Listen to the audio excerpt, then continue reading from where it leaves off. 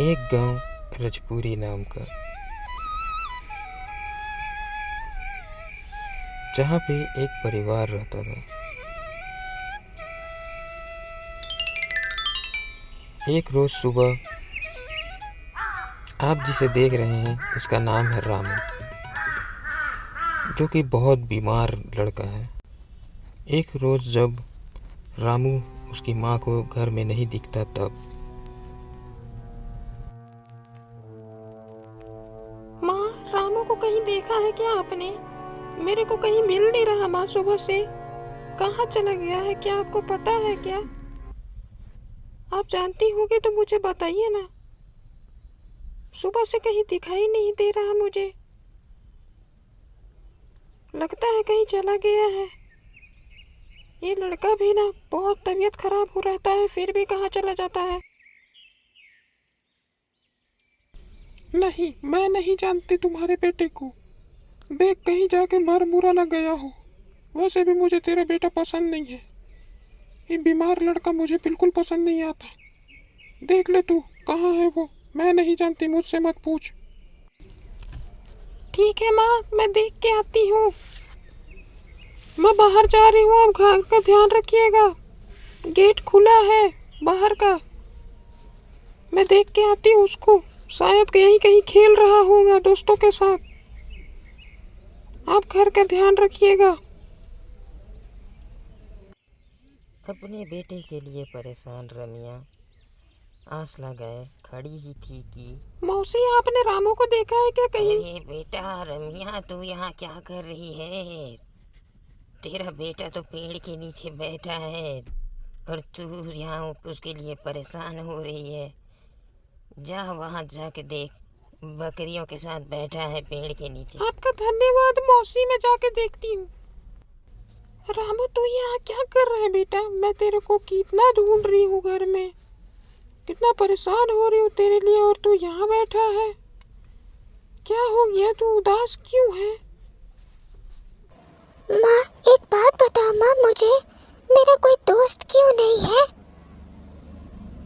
मेरे साथ कोई क्यों नहीं खेलता? मुझे क्या हुआ है माँ? सभी मुझसे दूर भागते हैं, आप भी मुझे कुछ नहीं बताती हो। कोई दोस्त नहीं है मेरा, यहाँ तक कि बकरियाँ भी मेरे साथ नहीं रहती, थोड़ी देर के बाद चली जाती हैं।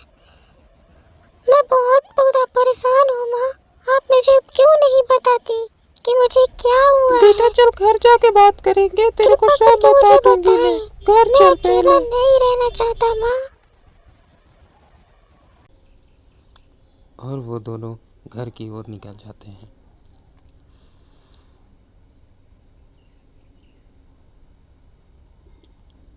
घर पहुंचने के बाद बेटा देख, मैं तेरे को आज एक बात बताती हूँ जो हमेशा ध्यान रखना, ठीक है? आँख संसार की हर चीज देख सकती है, मगर आँख के अंदर कुछ चला जाए तो उसे नहीं देख पाती।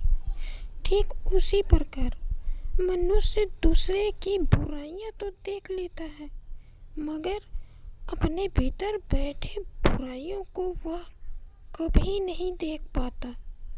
इसीलिए तू कभी भी किसी पे ध्यान मत दिया कर। सबका वक्त आता है, एक दिन तेरा भी वक्त आएगा। तू ऐसे उदास मत होया कर, माता रानी सब ठीक कर देंगी। हम कल मंदिर जाएंगे और सारा कुछ माता रानी को बताएंगे। मैं माँ जी से बात करके। माँ, आपको ऐसे नहीं बोलना चाहिए, आखिर में आपका पोता है वो, ऐसे कैसे मर मुरा जाएगा?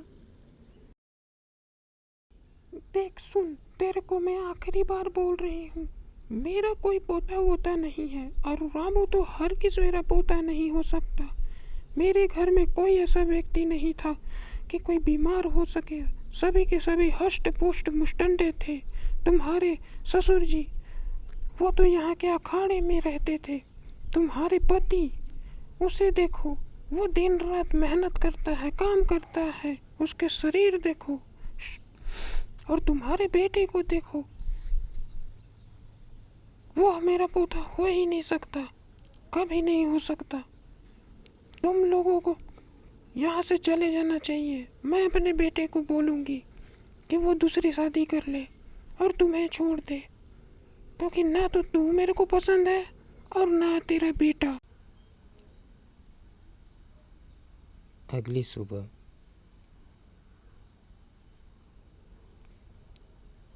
रमिया का पति काम से लौट जाता है और लौटकर उस अपनी पत्नी को पुकारता है। रमिया, ओ रमिया, कहाँ हो तुम? बाहर तो आओ, मैं आ गया हूँ। आप आ गए जी, आप ही का इंतजार कर रही थी मैं। आज तो बड़े थके थके लग रहे हो, क्या क्या लाए हो हमारे लिए? देखते हैं, चलिए अंदर चलते हैं। चलो तो दिखाता हूँ, तनिक भीतर तो चलो, कि सारा सामान बाहर ही बिखेर दूँ। चलो अंदर। क्या हुआ रमिया, तुम बड़ी उदास लग रही हो? रामू कहाँ है?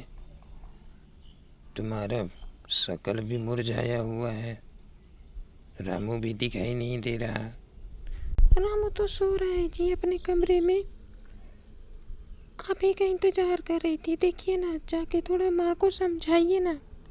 वो रामू को भी बुरा भूला कहती है और मुझे भी बुरा भूला कहती है। आप थोड़ा सा समझाएंगे तो ज़्यादा ठीक रहेगा।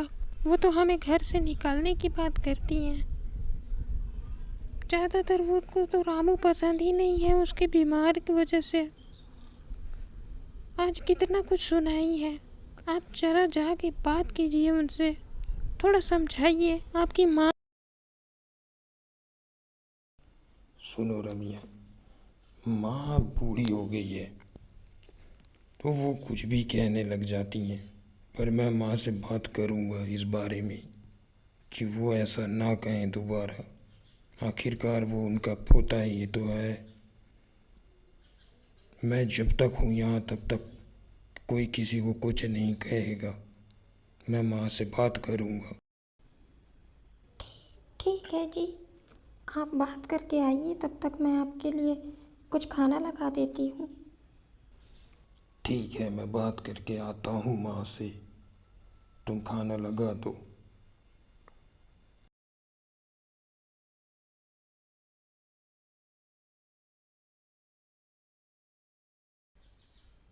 हीरा, तू आ गया बेटा?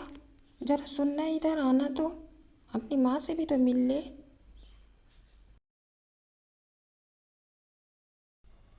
हाँ माँ, कहो। मैं आपसे ही मिलने आ रहा था, आपसे कुछ बात करनी है।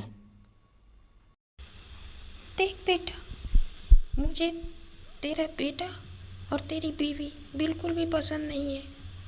तुझे दूसरी शादी करनी होगी मेरे कहने पे। तू इस बात को ध्यान ले।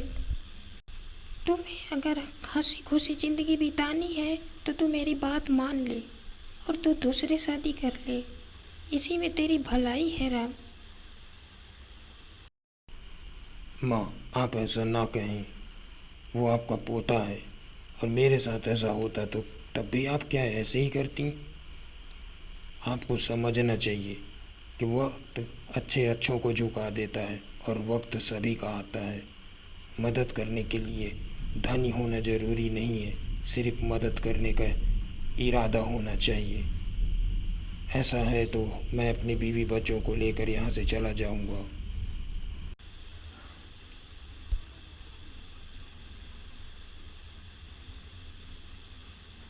नहीं नहीं बेटा, मुझे माफ़ कर दो।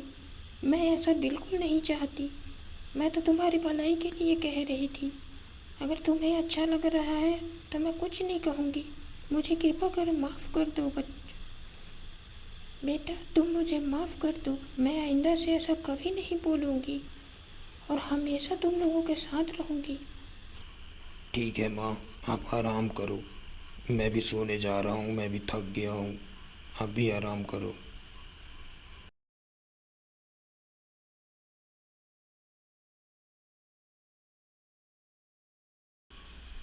और वो सभी सोने के लिए चले जाते हैं। तभी रमिया को एक सपना आता है जिसमें माता रानी उसको कुछ समझाती है। पुत्री, तुम मुझे कैसे भूल गई पुत्री? मैं तो तुम्हारी माता हूँ ना। तुम मुझे आज भूल गई।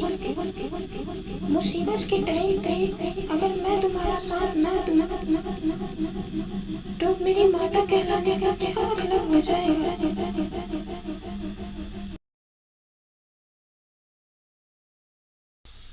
नहीं माँ, आप ऐसा ना कहें। कृपा करके आप ऐसा ना कहें। मैं आपको कभी नहीं भूलती। मैं तो आपका सुबह शाम नाम जपती हूँ।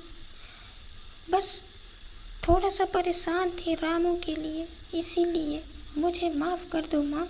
मैं आपको भूली नहीं हूँ।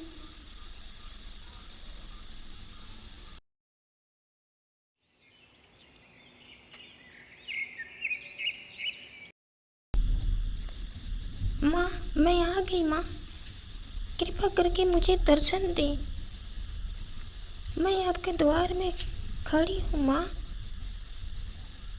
अगर आप मुझे दर्शन नहीं देंगी तो मैं यहाँ से नहीं जाऊँगी। मुझे मेरे बेटे को ठीक कर दो माँ। मेरा बेटा बहुत बीमार है माँ। आप ठीक कर दीजिए, कृपया करके ठीक कर दीजिए।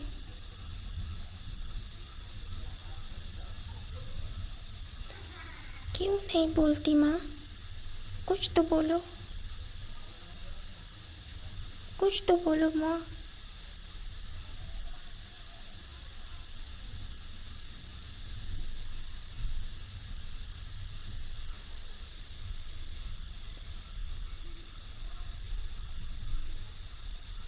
बेटा राम, अब तो बिल्कुल ठीक हो जाएगा मेरे लाल।